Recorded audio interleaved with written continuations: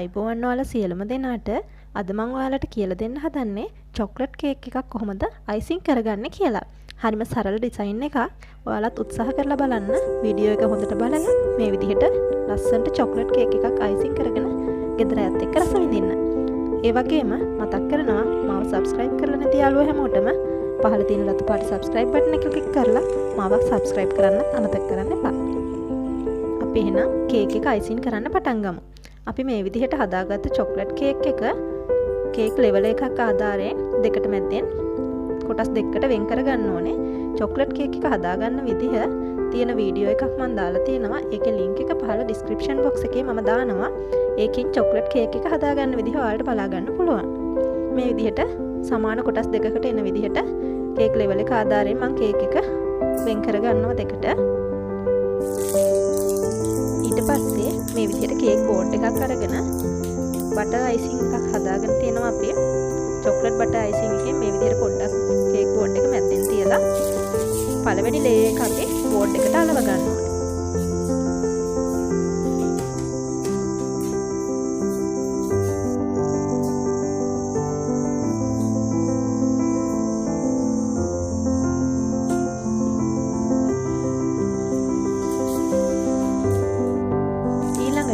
අපි හදාගත්ත chocolate icing එකෙන් අපි ලේයර් එකක් මේ විදිහට දාගන්න ඕනේ.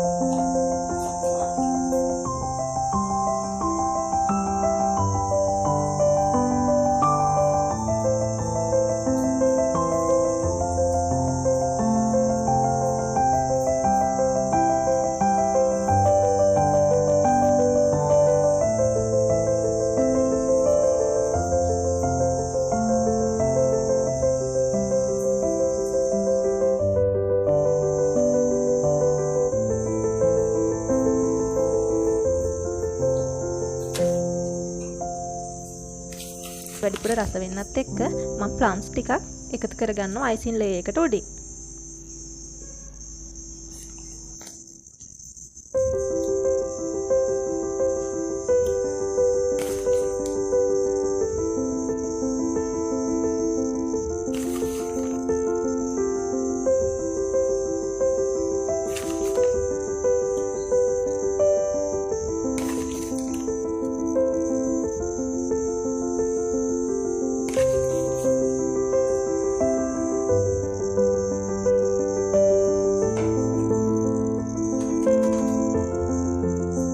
පස්සේ අනිත් කේක් ලේයර් එකත් අරගෙන මේ විදිහට අපි කේක් ලේයර්ස් දෙක එකට ඇටච් කරගන්නවා.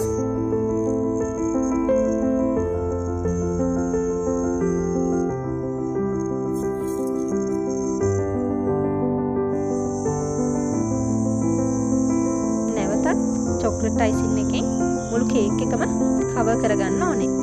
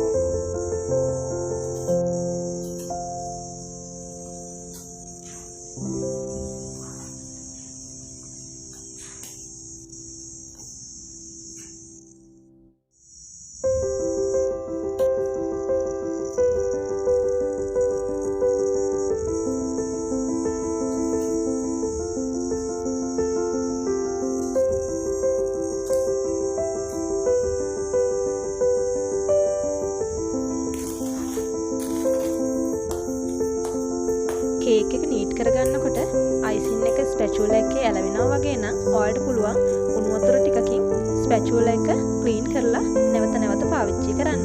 එතකොට කේක් එකේ නීට් එක ලස්සනට ගන්න පුළුවන්.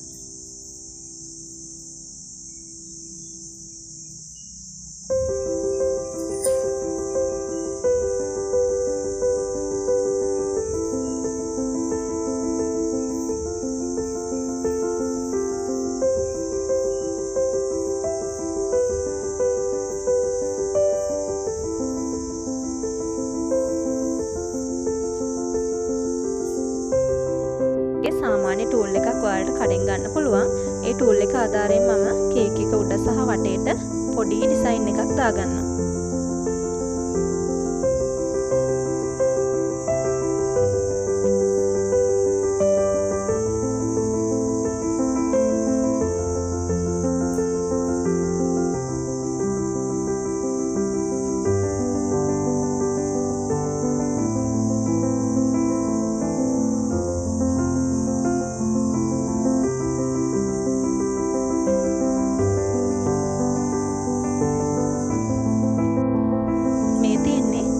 ස්ප්‍රින්කල්ස් මේවා ඔයාලට වෙළඳපොලේ මිලදී ගන්න පුළුවන්. වැඩි ගාණක් වෙන්නේ නැහැ. මම අද සැරසිල්ල සඳහා යොදාගන්නේ මේ චොක්ලට් ස්ප්‍රින්කල්ස්. මේ විදිහට අපි කේක් එක උඩින් සහ වටේ දාරෙට ස්ප්‍රින්කල්ස් දාලා කේක් එක ලස්සනට ඩෙකොරේට් කරගන්නවා.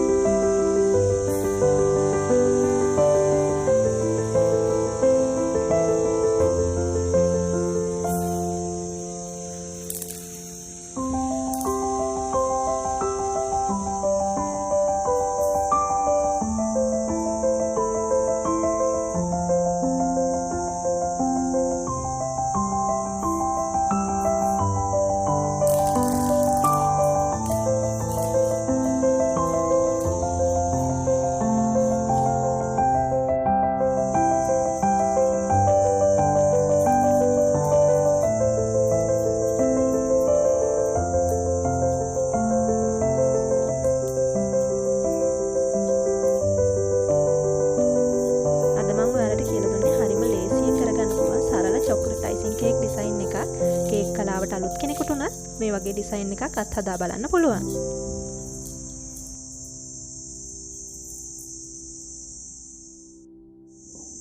එහෙනම් මේ වගේ තවත් රසබර වීඩියෝ එකක් අරගෙන ආයෙත් දවසක එන්න. සුබ දවසක් ඔයාලට.